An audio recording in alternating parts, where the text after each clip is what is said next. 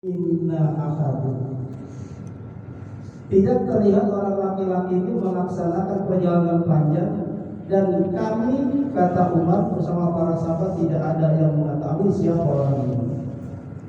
Lalu duduk berdepan Rasulullah, lututnya didekatkan dengan lutut Rasulullah, lalu bertanya, ya Muhammad, akhbirni anil Islam, akhbirni anil iman, akhbirni anil ihsan.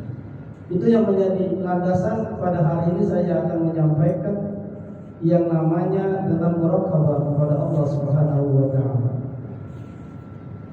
Maratibuddin, agama itu ada tingkatan. Yang pertama, tingkatan agama itu Islam. Islam kita sudah paham semuanya, didasari dengan 5 rukun syahadat, ya. Lalu tuqimus shalah, ada kekurangan ayat ini, zakat, lalu ada juga atasum Ramadan, dan di sini haji. Hijrul baiti man istata'a ilaihi sabila. Lalu yang kedua, agama itu ada yang namanya iman. Iman itu ada 6 unsur yang sama sekali kita tidak boleh meragukannya. Yang pertama, iman kepada Allah, lalu malaikat, lalu kepada kitab, lalu kepada Rasul, dan pada yaumil akhir, dan wabil qadari khairi wa syarri. Yang ketiga adalah al-ihsan. Ini yang akan kami bahas.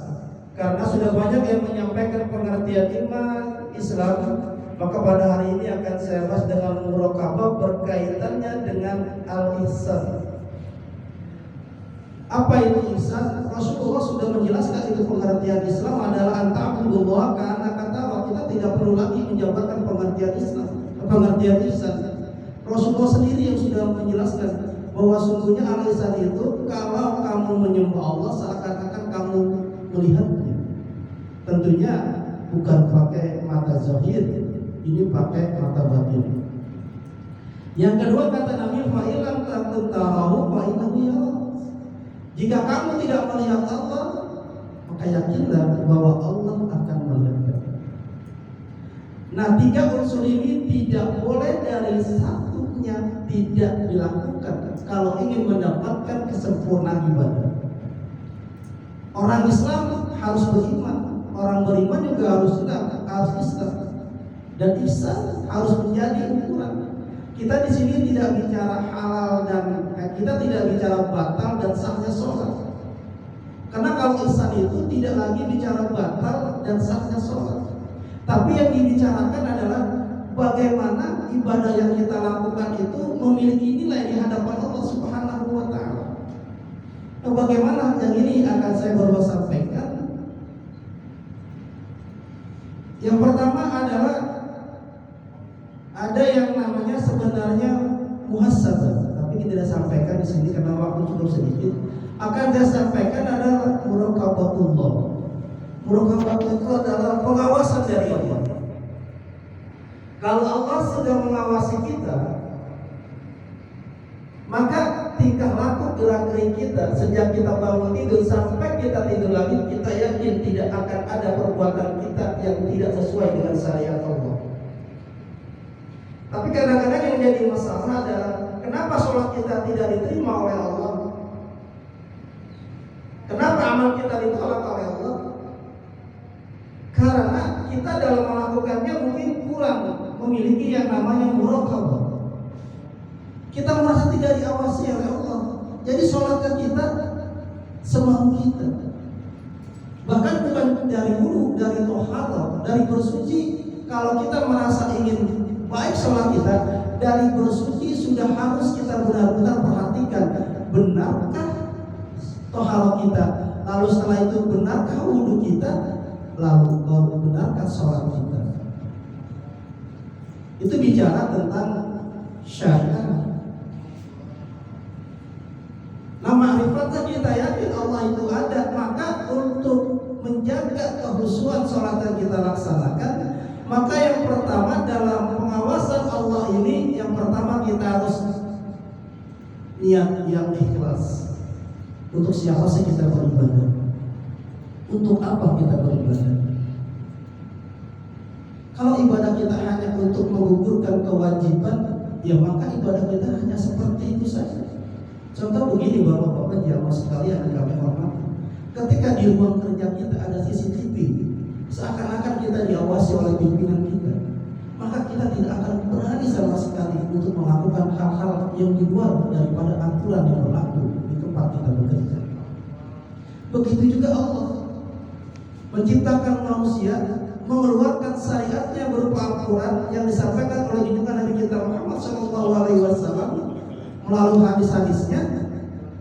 Kalau itu semua kita laksanakan, kita jalankan, maka insya Allah kita akan menjadi hamba Allah yang diterima segala rangkaian amalan ibadah kita.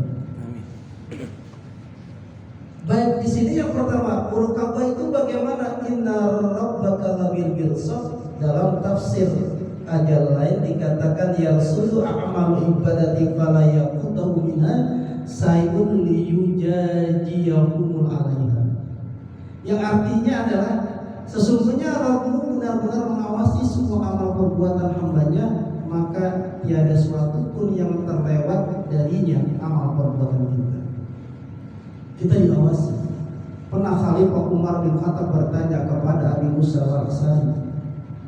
Dia bertanya, bagaimana sebenarnya kita sifat muraqabah kepada Allah? Lalu Abu Musa al-Asy'ari berkata, ya Umar, andai kata jalan yang kamu lalui penuh dengan duri, apa yang kamu lakukan? Maka kata Sayyidina Umar bin Khattab, saya akan berusaha berjalan untuk tidak menginjak duri-duri yang ada. Berarti harus hati-hati. Nah, begitu juga dengan amalan ibadah kita.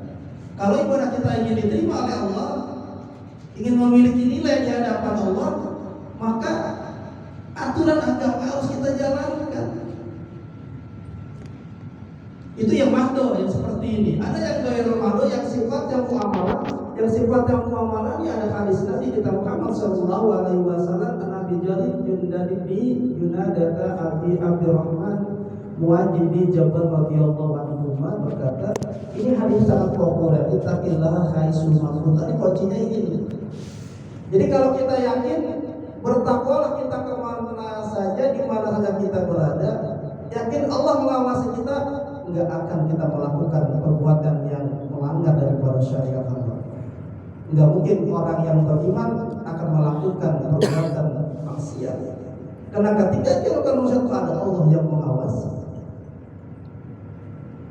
Kalau orang melakukan perbuatan yang dilanggar oleh aturan Islam, berarti ketika itu tidak ada iman di dalam dirinya. Maka muraqabah ini sangat penting, jamaah sekalian. Ada juga ayat di sini surah Al-Baqarah ayat 284, dan ayat ini cukup populer juga, sering kita baca, walillahi ma fis samawati wa ma fil ardi wa in ma fi anfusikum wa yuhasibukum billah fayaghfiru liman yasha wa yu'adhibu man yasha wa huwa ala kulli syai'in qadir. Yang akan kita garis bawahi adalah di sini adalah yuhasab, mayuhasab, bahwa sesungguhnya Allah yang menciptakan langit dan bumi ini akan menghisap seluruh manusia makhluknya yang ada di dunia ini. Tapi memang yang menjadi masalah dari makhluk-makhluk Allah Subhanahu wa Ta'ala yang akan dihisap itu terutama manusia. Karena manusia ini diberikan akal dan diminta pertanggungjawabannya di hadapan Allah Subhanahu wa Ta'ala. Ada makhluk Allah yang tidak diberikan akal.